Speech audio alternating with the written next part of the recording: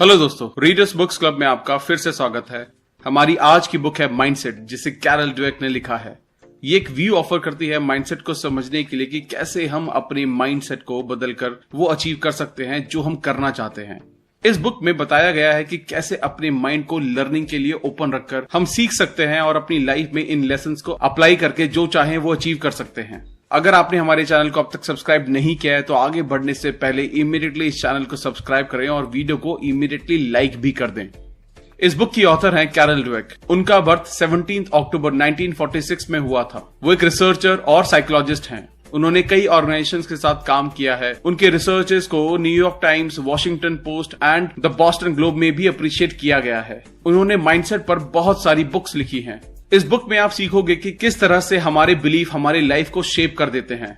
आप देखोगे कि महान लोग, चाहे वो स्पोर्ट्स में हो, बिजनेस में या किसी और फील्ड में हो, वो रातों रात सक्सेसफुल नहीं हो गए। हो सकता है कि इनमें से कुछ लोग टैलेंटेड हो, बट सारे के सारे टैलेंटेड नहीं थे। उनका भी किसी वक्त फिक्स्ड माइंडसेट था। ग्रोथ माइंडसेट डेवलप करके उन्होंने ग्रेटनेस को अचीव किया।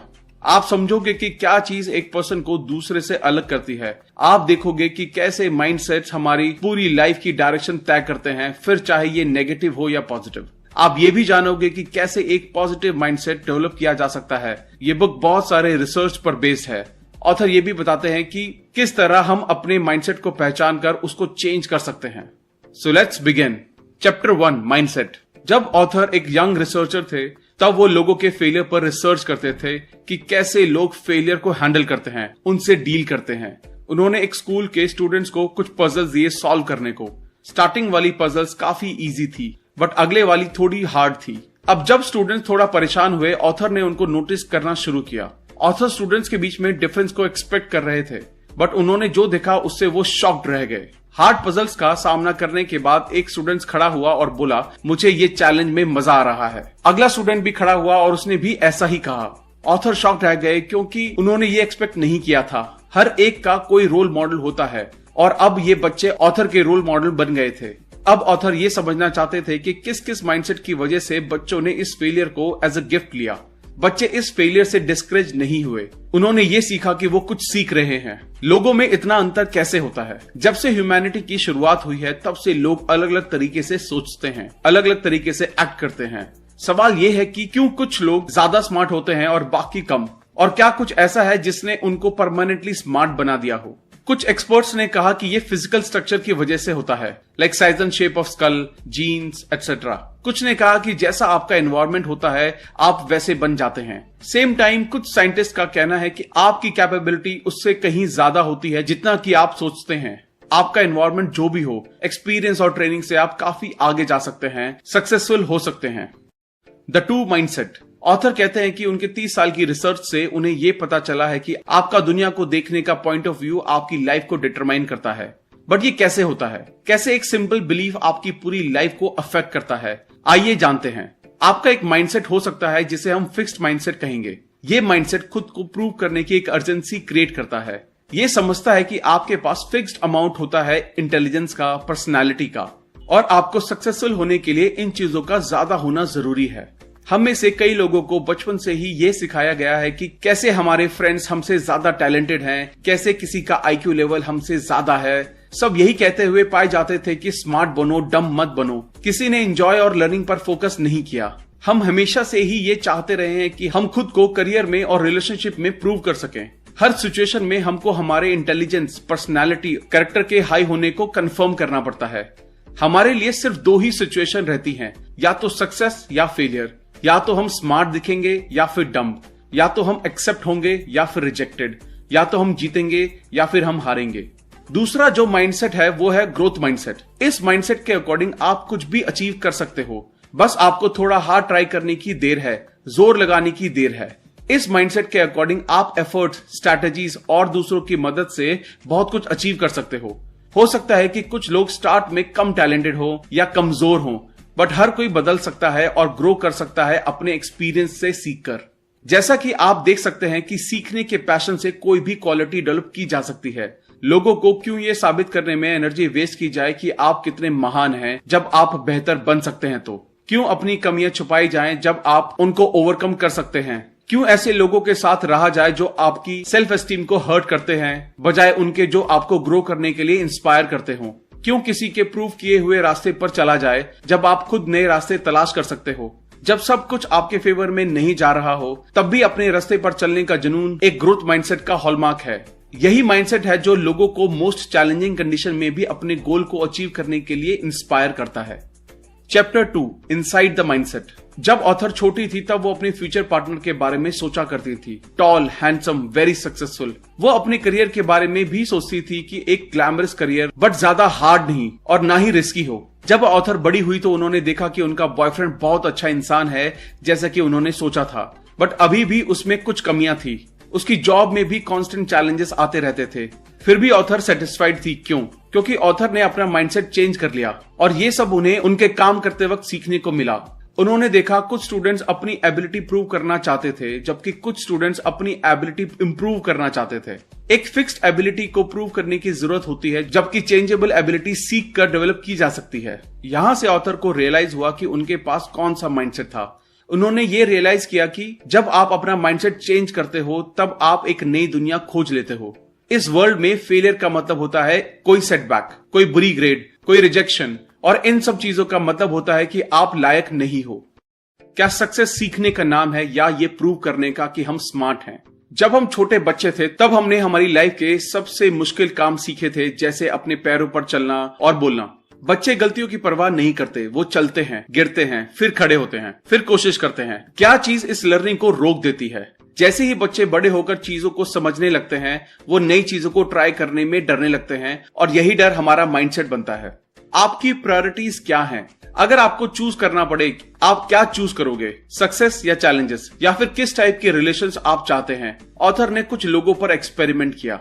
फिक्स माइंडसेट वाले लोगों ने कहा रिलेशनशिप जो उन्हें कंफर्ट फील कराए, उनको परफेक्ट फील कराए, ऐसा पार्टनर जो उन्हें पूजे। जबकि ग्रोथ माइंडसेट वाले लोगों ने कहा रिलेशनशिप जो उन्हें बेहतर बनाने में उनकी हेल्प करे, उन्हें चैलेंज करे एक बेहतर इंसान बनने के लिए, नई चीजें सीखने के लिए उनको एनकरेज करे। माइंडसेट हमारे एफर्ट का मीनिंग चेंज कर देता है। जब हम बच्चे थे तब हम सब ने एक स्टोरी सुनी थी, एक खरगोश और एक कछुए की कहानी, जिसमें खरगोश हार जाता है और कछुआ काफी स्लो होने के बाद भी जीत जाता है, क्योंकि वो कंसिस्टेंटली और स्टेडीली चलता रहता है। अब आप ये सोचिए, क्या हम में से कोई भी कछुआ बनना चाहता है? नहीं, हम सब खरगोश बनना चाहते हैं, जो कि थोड़ा क्लेवर हो, थोड़ी छोटी नींद ले, थोड़ा स्ट्रैटेजिकली काम करे, क्योंकि सबको पता है जीतने के लिए आपको आगे आकर रिस्पॉन्सिबिलिटी तो लेनी ही पड़ेगी, इंप्रूवमेंट तो करना ही होगा। इस टाइप की स्टोरीज के साथ प्रॉब्लम ये है कि ये स्टोरीज ईदर और सिचुएशन को रिजेंबल करती हैं। या तो आप टैलेंटेड हैं या फिर आपको ज्यादा एफर्ट लगाना होगा। ये हमें फिक्स्ड माइंडसेट की ओर ले जाता है, जैसे एफर्ट सिर्फ उन लोगों के लिए हैं जो कमजोर हैं या कम टैलेंटेड हैं। लोग हमेशा आपसे कहते रहते हैं अगर आपको किसी चीज के लिए मेहनत करनी पड़ रही है, इसका मतलब ये है कि आप में वो एबिलिटी ही नहीं है, या फिर उन लोगों के पास सब कुछ आसानी से आ जाता है जो जीनियस होते हैं। दूसरी तरफ ग्रोथ माइंडसेट वाले लोग मानते हैं कि जीनियस लोगों को भी कुछ अचीव करने के लिए मेहनत की जरूरत पड़ती है। और बात जब एफर्ट्स की आती है, एफर्ट्स टेरिफाइंग होते हैं दो वजह से। एक तो फिक्स माइंडसेट के लिए जीनियस लोगों को एफर्ट लगाने की जरूरत नहीं होती, अगर जरूरत हुई तो उससे ये प्रूव हो जाएगा कि वो जीनियस नहीं है। दूसरा ये कि ये आपसे सभी एक्सक्यूजेज छीन लेता है। अगर आप हार्ड ट्राई नहीं करते तो आपके पास लोगों को कहने के लिए ये होता है कि आपने एफर्ट नहीं लगाए, अदरवाइज ये काम तो मैं कर ही लेता। बट क्योंकि आपने अब एफर्ट लगा दिया है तो देने के लिए कोई एक्सक्यूज भी नहीं बचा आपके पास। फिक्स माइंडसेट के लोगों ने कई बुक्स पढ़ी होंगी जो कहती हैं सक्सेसफुल होने का मतलब है खुद का बेस्ट वर्जन बनना, या एफर्ट ही सक्सेस का रास्ता है। बट वो लोग इन बातों को अपनी लाइफ में नहीं लगा पाते, क्योंकि उनके बिलीव्स फिक्स्ड हैं, जो उनसे कहते रहते हैं सक्सेस का मतलब होता है टैलेंटेड होना। Questions and answers. क्वेश्चन, अगर आप एक बार अपने काम से अपनी एबिलिटी प्रूव कर चुके हो तो क्या आपको इसको लगातार साबित करते रहने की जरूरत है? फॉर एग्जाम्पल, एक प्रिंस ने एक ड्रैगन को मारकर अपनी ब्रेवरी प्रूव करके अपनी ड्रीम गर्ल से शादी कर ली, तो क्या उसको अब भी प्रैक्टिस करते रहने की जरूरत है, क्योंकि उसको वो मिल चुका है जो उसको चाहिए था? तो आंसर ये है यस, क्योंकि हर दिन नए बड़े ड्रैगन आते रहेंगे और जैसे जैसे सिचुएशन हार्ड होती है, और ऐसा जरूरी नहीं है कि कल की एबिलिटी आज काम आ जाए, सो इम्प्रूवमेंट तो करना ही होगा। क्वेश्चन, क्या माइंडसेट परमानेंट होते हैं या फिर आप उन्हें चेंज भी कर सकते हैं? दोनों माइंडसेट की थ्योरी पढ़कर आप ये तो समझ गए होंगे कि इनको चेंज किया जा सकता है। आप अपनी सोच को बदल सकते हैं। ये भी जानना जरूरी है कि लोग हमेशा एक ही माइंडसेट में नहीं रहते। ऑथर ने अपने एक्सपेरिमेंट्स में ये देखा है कि कुछ भी सीखा जा सकता है अगर थोड़ा हार्ड ट्राई किया जाए, और ये आपको ग्रोथ माइंडसेट में ले जा सकता है। क्वेश्चन, क्या मैं फिक्स माइंडसेट और ग्रोथ माइंडसेट दोनों माइंडसेट वाला इंसान हो सकता हूं? क्योंकि मुझे लगता है कि ऐसा ही है। लोगों के अलग अलग एरियाज में अलग अलग माइंडसेट हो सकते हैं। जैसे किसी की आर्टिस्टिक स्किल्स फिक्स हो सकती हैं, बट उसका इंटेलिजेंस डेवलप किया जा सकता है। रिसर्चेस में ये पता चला है कि जिस पर्टिकुलर एरिया में आपका माइंडसेट जैसा होगा, वो आपको उसी डायरेक्शन में ले जाएगा। क्वेश्चन, क्या हम कह सकते हैं कि लोग फेल होते हैं अपने एफर्ट्स को लेकर बिलीफ के कारण? नहीं, ये सच है कि एफर्ट जरूरी है। कोई भी इसके बिना सफल नहीं हो सकता, बट यही सिर्फ अकेली क्वालिटी नहीं है। लोगों के पास अलग रिसोर्स और अपॉर्चुनिटी हो सकती हैं। फॉर एग्जांपल, अगर किसी आदमी के पास बहुत पैसा है और उसके पास पेरेंट्स का सेफ्टी नेट है तो थोड़े ज्यादा रिस्क ले सकता है, लेकिन एक पॉइंट पे तो उसको भी एफर्ट्स लगाने ही होंगे। Chapter 3, the truth about ability and accomplishment. Thomas Edison को इमेजिन कीजिए, उनकी लैब में एक्सपेरिमेंट करते हुए। क्या आप उनको अकेला देखते हैं? लोगों से जब ये पूछा गया तो उन्होंने इमेजिन किया कि थॉमस एडिसन कोई ऐसा आदमी रहा होगा जो वर्कशॉप में अपनी अकेला इक्विपमेंट से घिरा हुआ, एक साइड में फोटोग्राफ, व्हाइट कोट पहने हुए कोई आदमी होगा। जबकि सच ये है कि एडिसन कोई अकेला आदमी नहीं था। उनकी इन्वेंशन में उसके पास कई असिस्टेंट थे, वेल ट्रेन्ड साइंटिस्ट थे और भी बहुत लोग थे। बाकी लोगों से एडिसन को अलग करने वाली एक चीज थी, उनकी क्यूरियोसिटी और उनका माइंडसेट। बहुत सारी मिथ्स हैं कि ब्रिलियंट लोग अकेले रहते हैं, जबकि चार्ल्स डार्विन के पास उनकी पूरी एक टीम थी। मोजार्ट ने लगभग 10 साल तक मेहनत की, तब जाकर वो ऐसा कुछ बना सके जिसपे वो प्राउड फील कर सके। इनकी इसी मेहनत का नतीजा है कि वो आज ऑल टाइम ग्रेड्स में आते हैं। अगर वो अपनी एबिलिटी के भरोसे रह जाते तो आज वो वहां नहीं होते जहां वो आज हैं। Mindset and school achievement. Author ने कुछ स्टूडेंट्स को फॉलो किया जब वो अपनी जूनियर हाई स्कूल में जा रहे थे, ये देखने के लिए कि क्या वो मानते हैं कि उनका इंटेलिजेंस फिक्स है या ये कुछ ऐसा है जिसे डेवलप किया जा सकता है। जूनियर हाई स्कूल का पीरियड यूजुअली हार्ड होता है, काम कुछ ज्यादा हार्ड हो जाता है वहां। ग्रेडिंग पॉलिसीज टफ हो जाती हैं, टीचर्स स्ट्रिक्ट हो जाते हैं, मार्क्स सफर करते हैं, बट सबके नहीं। स्टूडेंट्स जो फिक्स्ड माइंडसेट रखते थे, उन्होंने अपने मार्क्स में गिरावट देखी। धीरे ही सही, पर उनकी कंडीशंस बुरी होती चली गई। उन्होंने अपनी एबिलिटी को ब्लेम किया, मैं स्टूपिड हूँ, मैं मैथ्स में काफी बुरा हूँ। बहुत से स्टूडेंट्स ने टीचर्स और एनवायरनमेंट को ब्लेम किया। फेल होने के डर से ग्रोथ माइंडसेट वाले स्टूडेंट्स ने अपने रिसोर्सेज को यूज करके लर्निंग करना कंटिन्यू रखा। वो लोग भी घबराए, पर वो डिटरमिन्ड थे, वो सब करने के लिए जो करने की जरूरत थी। स्टूडेंट जो फिक्स्ड माइंडसेट रखते थे, उन्होंने इस हार्ड टाइम को एज अ थ्रेट लिया।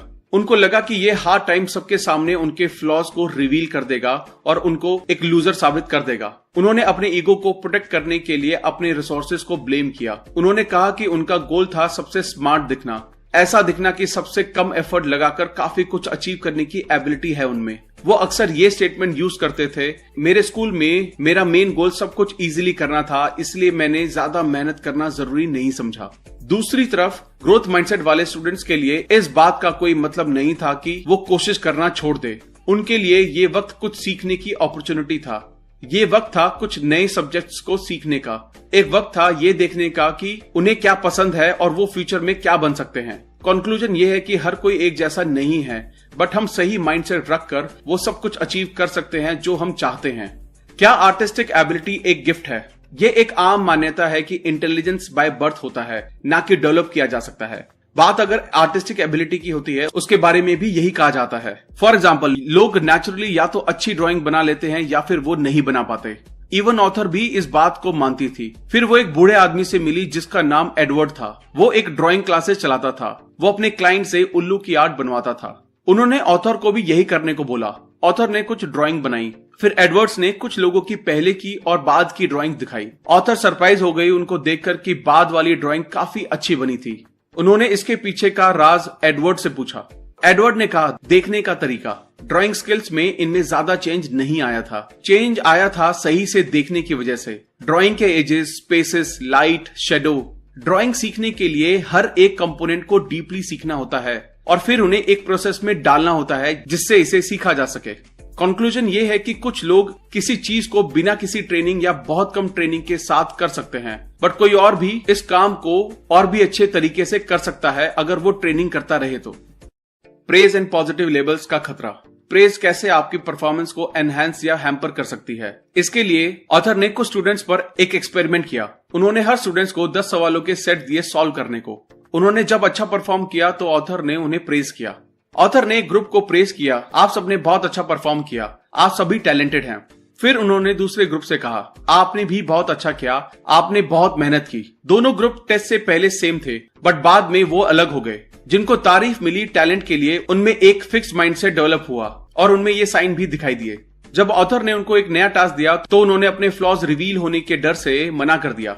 जब ऑथर ने यही टास्क ग्रोथ माइंडसेट वाले ग्रुप को दिया, उन्होंने चैलेंज एक्सेप्ट किया। कुछ दिनों बाद ऑथर ने इन सभी को कुछ क्वेश्चन दिए सॉल्व करने को। टैलेंटेड स्टूडेंट्स अच्छा परफॉर्म नहीं कर पाए और वो ये सोचने लगे कि वो अब स्मार्ट नहीं रहे। और ग्रोथ माइंडसेट वाले स्टूडेंट्स के लिए डिफिकल्ट का मतलब होता है ज्यादा एफर्ट लगाओ। उन्होंने इसको एज अ फेलियर नहीं देखा। किसी को प्रेज करने से पहले आप ये जरूर सोचें कि कंस्ट्रक्टिव वे में ही प्रेज किया जाए, ना ही डिस्ट्रक्टिव वे में। नेगेटिव लेबल्स और ये कैसे काम करते हैं। बचपन में ऑथर मैथमेटिक्स में अच्छी थी। हाई स्कूल में उन्होंने 99% स्कोर किया। तब उनके टीचर मिस्टर हेलमैन ने कहा कि लड़कियां मैथ में लड़कों के कंपेयर में अच्छी नहीं होती, और तब से ऑथर के ग्रेड कम होना शुरू हो गए। ना सिर्फ ऑथर बट कुछ और गर्ल्स स्टूडेंट्स के मार्क्स भी कम हुए। तो आपने देखा कैसे एक सिंपल लेबलिंग की लड़कियां मैथ्स में इतनी अच्छी नहीं होती, कैसे इस वजह से लड़कियों की ग्रेड्स कम हुई।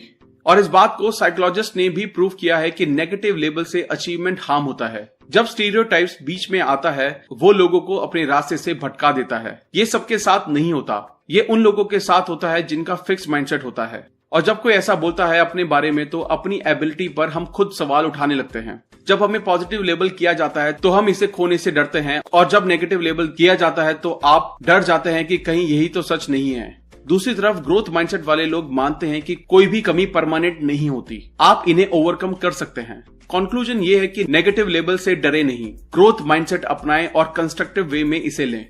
Chapter 4 sports, the mindset of a champion. Sports में हर कोई ये मानता है कि टैलेंट गिफ्टेड होता है, इवन एक्सपर्ट्स और कोचेस भी। वो ये मानते हैं कि एथलीट जैसी फिजिक होना, एथलीट के जैसे मूव करना, ये सब नेचुरल होता है। यहाँ एक स्टोरी है बेसबॉल प्लेयर बिली बीन की। वो एक एक्सेप्शनल प्लेयर थे। सब लोग उसे एक नेचुरल टैलेंटेड और फ्यूचर स्टार की तरह देखते थे, बट जैसे ही वो मेजर टूर्नामेंट में गया, उसकी परफॉर्मेंस डिक्लाइन होने लगी।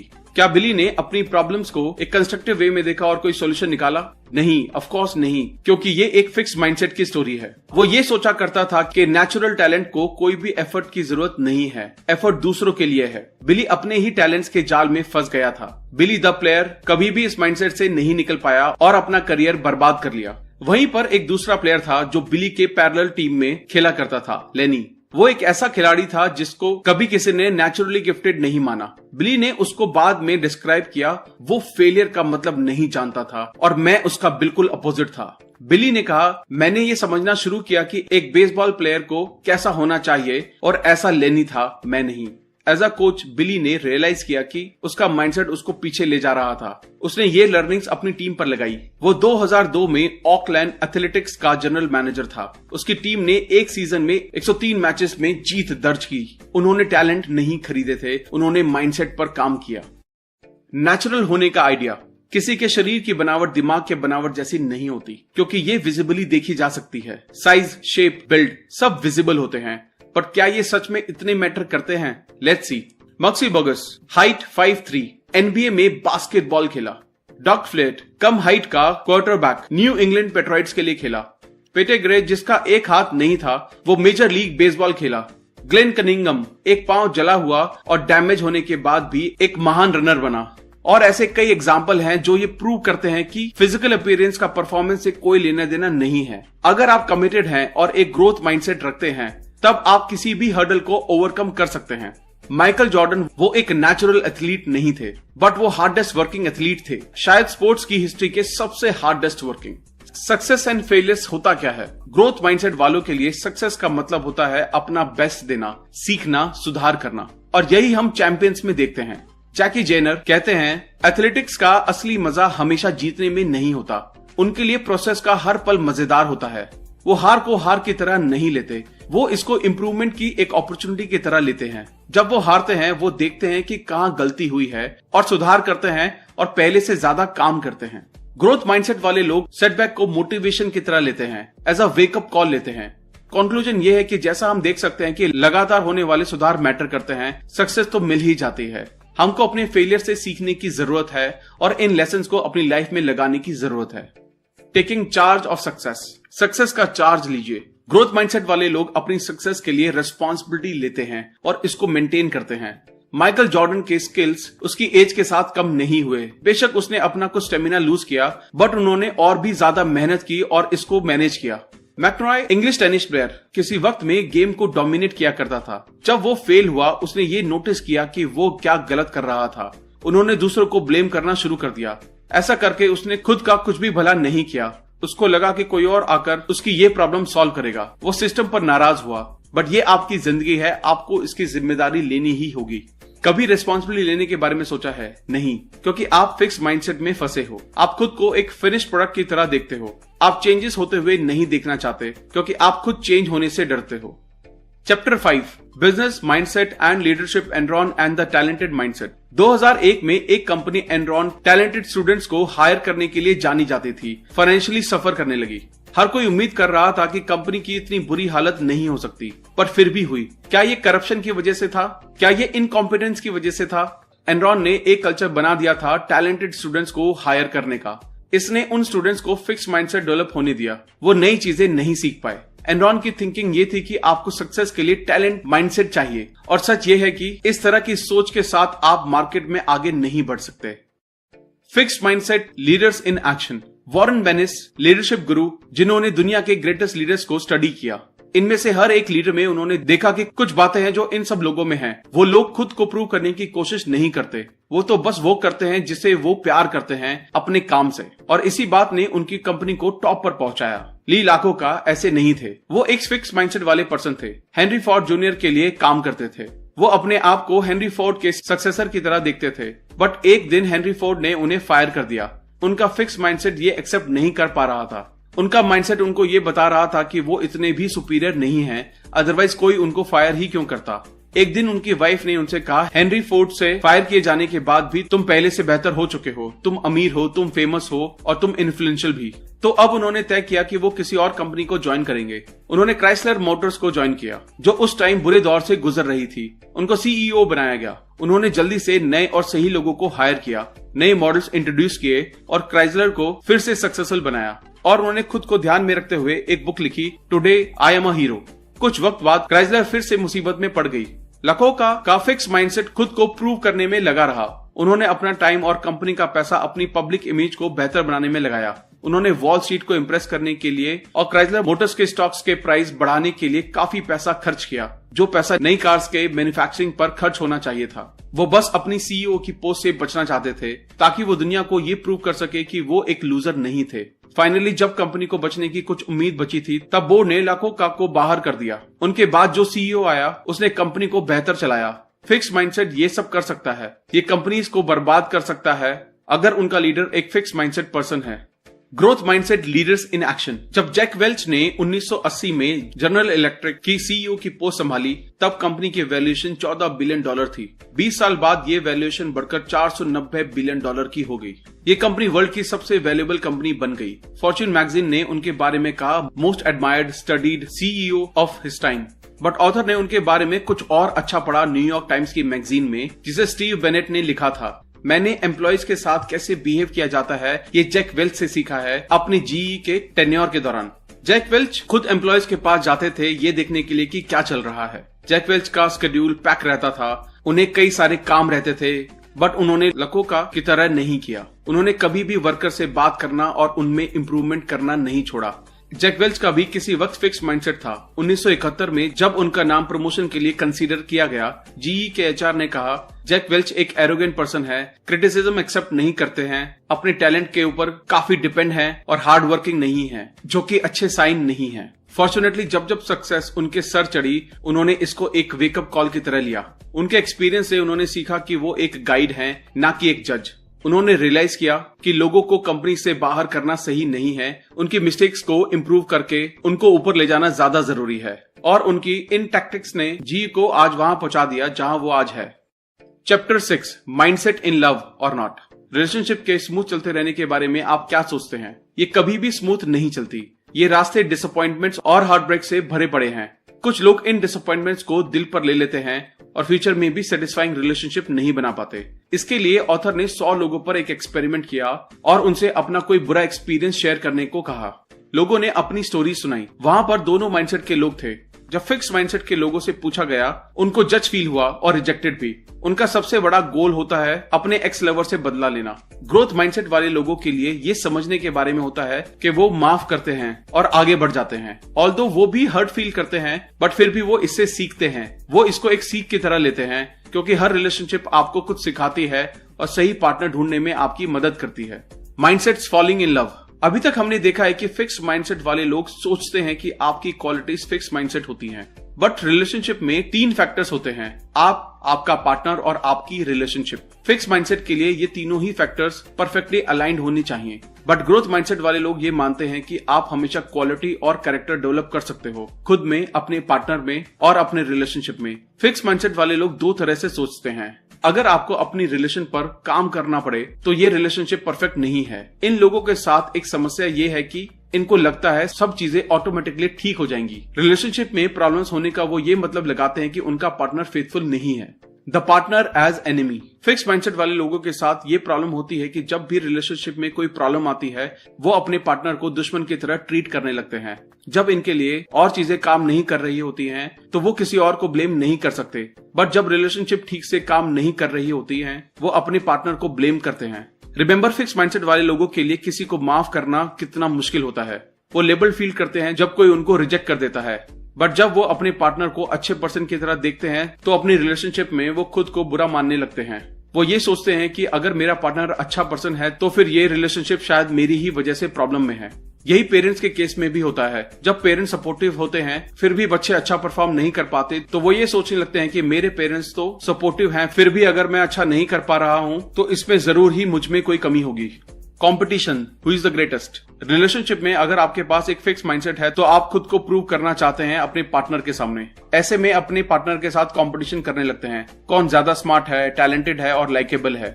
सुजैन का बॉयफ्रेंड सोचता था कि वो सबका अटेंशन ग्रैब कर लेती है हर एक पार्टी में, और वो खुद को इंफीरियर फील करता था। उन लोगों ने एक कॉन्फ्रेंस अटेंड की। वहां उन्होंने देखा कि सब लोग सुजैन को प्रेस कर रहे हैं। मार्टिन चिढ़ गया। पार्टी फिनिश होने के बाद जब ये दोनों कार में बैठे तब भी ड्राइवर ने सुजैन की ही तारीफ की। मार्टिन और चिढ़ गया। लकीली मार्टिन ज्यादा कॉम्पिटिटिव नहीं था, अदरवाइज सिचुएशन वर्स हो सकती थी। और यहाँ पर फिक्स माइंडसेट ये बात एक्सेप्ट नहीं कर पाता कि आपका पार्टनर आपसे बेहतर है। Developing in relationships. जब लोग रिलेशनशिप में होते हैं उनको अक्सर ऐसा पार्टनर मिलता है जो उनसे अलग होता है। वो ये सीख नहीं पाते कि डिफरेंसेस के साथ कैसे डील करना है। एक अच्छी रिलेशनशिप में लोग ऐसे स्किल्स डेवलप करते हैं, दोनों पार्टनर एक साथ ग्रो करते हैं और रिलेशनशिप बेहतर हो जाती है। Chapter 7, parents, teachers and coaches. Where do mindsets come from.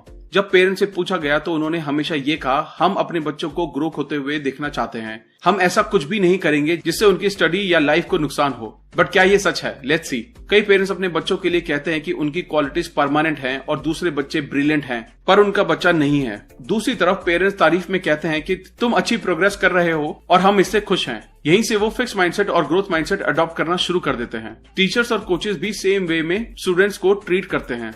Parents and teachers messages about success and failure. तुमने ये सब जल्दी सीख लिया, तुम बहुत स्मार्ट हो, तुम बहुत टैलेंटेड हो, तुमने अच्छा कर दिखाया इतना कम पढ़ने के बाद भी। क्या ये मैसेजेस सपोर्टिव नहीं है? बिल्कुल है, बट जरा इसकी दूसरी साइड भी देखिए। अगर मैं कोई और चीज जल्दी से सीख नहीं पाता इसका मतलब मैं स्मार्ट नहीं हूँ। अगले किसी टेस्ट में अगर मैं हार्डवर्क से अच्छे मार्क्स नहीं लाता हूँ तो मैं टैलेंटेड नहीं हूँ। ऐसे सपोर्टिव मैसेजेस भी बच्चों को फिक्स माइंडसेट की तरफ धकेल देते हैं और वो टैलेंट के साथ और भी ज्यादा ऑब्सेस हो जाते हैं। Reassuring children. कैसे बच्चे को किसी टेस्ट या परफॉर्मेंस के पहले सिक्योर फील करवाया जाए। बच्चों को उनके टैलेंट के बारे में रीअश्योर करना बैकफायर कर सकता है। वो इस बात से डरेंगे कि कहीं वो अच्छा परफॉर्म नहीं कर पाए तो लोग उनको लेस टैलेंटेड समझेंगे। अक्सर पेरेंट्स कहते हैं, देखो तुम स्मार्ट हो इसलिए फिक्र करना बंद करो, तुम्हें पता है तुम अच्छा परफॉर्म करोगे। वो सपोर्टिव हैं बट साथ ही साथ डिस्ट्रक्टिव भी। क्या ये एक तरीका हो सकता है? हर कोई हमको जज करेगा बट हम नहीं करेंगे। हमें खुशी है कि तुमने सीखा और तुम अभी भी सीख रहे हो। Constructive criticism more about failure messages. हमने ये कई बार सुना है कंस्ट्रक्टिव क्रिटिसिज्म, बट क्या हम सच में कंस्ट्रक्टिवली क्रिटिसाइज करते हैं? कंस्ट्रक्टिव मीन्स किसी बच्चे की हेल्प करना, किसी प्रॉब्लम को सॉल्व करने में, एक बेटर पर्सन बनने में। यहाँ 2 एग्जाम्पल हैं। बेटे, मुझे बहुत बुरा लगता है जब तुम अपना काम फिनिश नहीं करते। तुम कब तक ये काम फिनिश कर लोगे? या फिर बेटे, क्या कुछ ऐसा है जिसे समझने में मैं तुम्हारी मदद कर सकता हूँ? क्या तुम चाहते हो तुम्हारा असाइनमेंट समझने में मैं तुम्हारी हेल्प करूँ? आपने देखा कि किस तरह कंस्ट्रक्टिव क्रिटिसिज्म किया जा सकता है, और एज अ पेरेंट और एज अ ह्यूमन बीइंग हमें यही करना चाहिए। Mindset can be a life and death matter. Parents अपने बच्चे का हमेशा भला चाहते हैं, बट कभी कभी इनको मुसीबत में भी डाल देते हैं। यहाँ एक स्टोरी है सुजैन की। उसके पेरेंट्स चाहते थे कि उनकी लड़की हार्वर्ड बिजनेस स्कूल जाए, बट सुजैन को साइंस में इंटरेस्ट था और उसके पेरेंट्स के प्रेशर की वजह से वो डिप्रेशन में चली गई। इस वजह से कभी कभी उसकी ग्रेड्स A+ आ जाती, पर कभी कभी F ही रह जाती। ऐसी सिचुएशन बच्चों को सुसाइड टेंडेंसी की तरफ भी ले जाती हैं। What makes a great teacher और पेरेंट? कई टीचर्स सोचते हैं कि अपने पढ़ाने के स्टैंडर्ड को लो करके वो स्टूडेंट्स को बेहतर समझा सकते हैं और इससे स्टूडेंट्स को सक्सेसफुल फील होगा, बट ये चीज काम नहीं करती है। स्टैंडर्ड लोअर करके आप सिर्फ कम एजुकेटेड स्टूडेंट्स बना रहे होते हैं। अच्छे टीचर विश्वास करते हैं ग्रोथ में और वो लर्निंग के बारे में सोचकर रोमांचित होते हैं और स्टूडेंट्स में भी यही माइंडसेट डेवलप करते हैं। Chapter 8 changing mindset a workshop, the nature of change. जब ऑथर अपनी फर्स्ट ग्रेड में थी, उसकी फैमिली नए टाउन में मूव कर गई। वहां के स्टूडेंट्स और माहौल ऑथर से अनफेमिलियर थे।